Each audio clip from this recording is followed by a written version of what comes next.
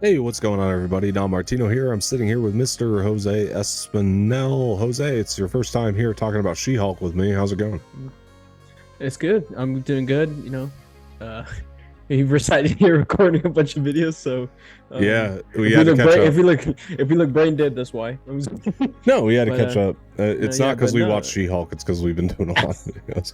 No, look, yeah, no, guys. but Yeah, go ahead. I'm excited. I'm excited to talk to you, especially about this episode of She-Hulk, as it is one of, if not probably my favorite episode so far of She-Hulk. So yeah, I'm just super excited to get into it.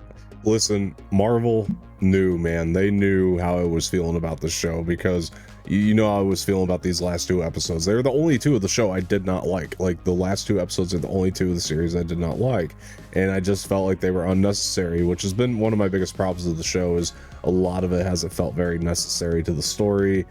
I mean, I think Titania is a weak villain, so I guess you could argue that she's necessary because she is the villain in those episodes, but honestly, like, I just didn't find her to be all that compelling. It's been one of my biggest issues. Also a couple little story inconsistencies, but other than that, I did like the show. The first four I thought were pretty good, and I was really hoping to like this week's episode. Well, I flip it on and it starts with the Hyam song, and I'm like, they know, man. They've been listening and they know me well, too well. I mean, you had to think that was hilarious. I mean, it was It's almost, literally it's like they almost, made this for me.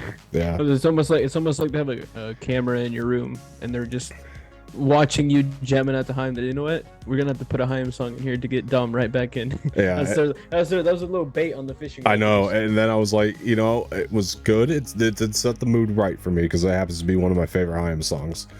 And so it set the mood right for me. But then I was like, all right, I'm going to pretend like that didn't happen. And we're going to see how the episode turns out outside of the opening track. And luckily, I think that this was the best episode yet. In my opinion, I thought the humor was on point. Mm-hmm. It had nothing to do with the fact that we got the cameo back from Abomination. I think he's great in the show. Emil Blonsky, yeah. Emil, I think he's great. Tim Roth is a good actor, and I love him in everything he does almost. But this had nothing to do with that. I mean, it helped the story, but it wasn't because of him that made this episode great. I thought the stuff happening with Jen was compelling again.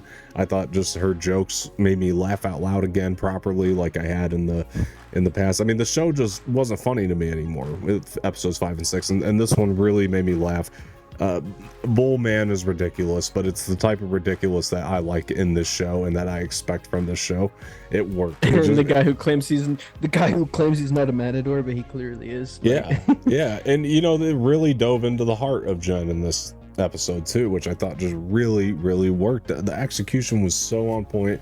It was so funny, man. I mean, it was a great episode. Mm-hmm. And I liked the tone, and then we ended on that great twist. Oh, I was about to say that ending was holy. My jaw literally dropped when I saw that. Dude, my jaw was like about to hit the floor. I was like, it was good. Holy shit. It was What really good, man. And you know, I know that there's going to be a lot of people online complaining because Daredevil didn't show up. If the writing is great, you don't need cameos. If that makes sense. Like with Andor, I don't clamor for cameos in any episode. I don't care, man. I just want to see the story at large, man. If it makes sense, then yeah, put it in there. But I'm not clamoring for it with Andor. And She-Hulk has been the exception to that with these last two episodes. I'm like, where's Daredevil? Because the writing was just weak, and I just thought that Daredevil could have saved it. And don't get me wrong, I'm so excited to see him, but if you keep giving me episodes like this, I'm not going to really care as much. You know, it's going to help me enjoy it without him. I think they're saving for like this big ass scene with him, and it's gonna just make all of us just be like, holy shit. Hopefully. I mean, like we said though, we got a 50-50 shot now for these this next one, because it's got to be either the next one or the last one that he shows up, and it's gonna be a 50-50 shot. So we'll see. He's obviously gonna come in and help her out with everything going on. I think it's gonna be the finale. We're gonna have our new big bad, and Daredevil's gonna be like right next to She-Hulk. That's how it's gonna end. That's how the finale's gonna end. It's gonna be She-Hulk and Daredevil stood right in front facing their new big bad. Yeah. And I think it's gonna be a Hulk. By the way. Maybe. It probably. It seems like what did he say? Hulk King at the end was the name that he used? Yeah. At the end, Hulk King. Yeah. So I think that's interesting. That's gonna be, I think that's gonna be our big bad. It's just gonna be this big ass Hulk villain facing She-Hulk and Daredevil. That'd be awesome. It would. That'd be awesome. Or it is Emil. and that's a twist upon a twist. Because that'd be interesting. Could be Abomination. Who knows? But oh shit, Abomination with a Hulk. Yeah, could be. It'll be very, very interesting. But either way, man, I just thought this one played really well. I really felt bad. I thought this guy was going to be the one, you know, and I really did think they so set as it up well. I thought he really was just ghosting her because I don't know, maybe the sex wasn't good. Yeah. But no, yeah, I honestly did think that he was like gonna be the one for her, and I thought he really was just ghosting her because he didn't have that good of a time. But then the ending, man, I was like, oh shit, so this is why he's ghosting her. Oh shit. Exactly. Yeah. No, they set that up really nicely. It was written well enough to where it was like a good twist. Like he really didn't see it coming. And when I saw the 3 days later, I was like, oh, so now we're about to see why he ghosted her. And when I saw why, I was like, oh shit. And to the show's credit, I mean, it made me certainly go back and look at episode 6 and kind of appreciate the setup a little bit more in that, at least, you know, because now I'm like, okay, I like that they set up the guy and everything. Now, you know, it's connecting in a big way, and it really, really worked. I also just thought the setting of the retreat was a really smart move. It was a nice little getaway. Like, even as the audience member, you kind of felt like you were kind of getting away from everything. It was like a nice little break from the stress, you know, and I thought that was a really good play. So in this episode, I'm back on board. I again, like I said, I'm a fan of the show, so I've been rooting for it. I'm not one of these like haters, you know, like I have been rooting for the show. I have enjoyed the first 4 episodes. Thought they were all very good. You know what I noticed too is that she didn't really break the fourth wall as much in this one as she has in others. That's true. Which I did miss, but at the same time I feel like it didn't need it. You know what I mean? Yeah, it just didn't call for it in this one as much. I mean, there were times that she did and it worked, but not as much, and it didn't call for it as much. So there was that. And so yeah, you're right. And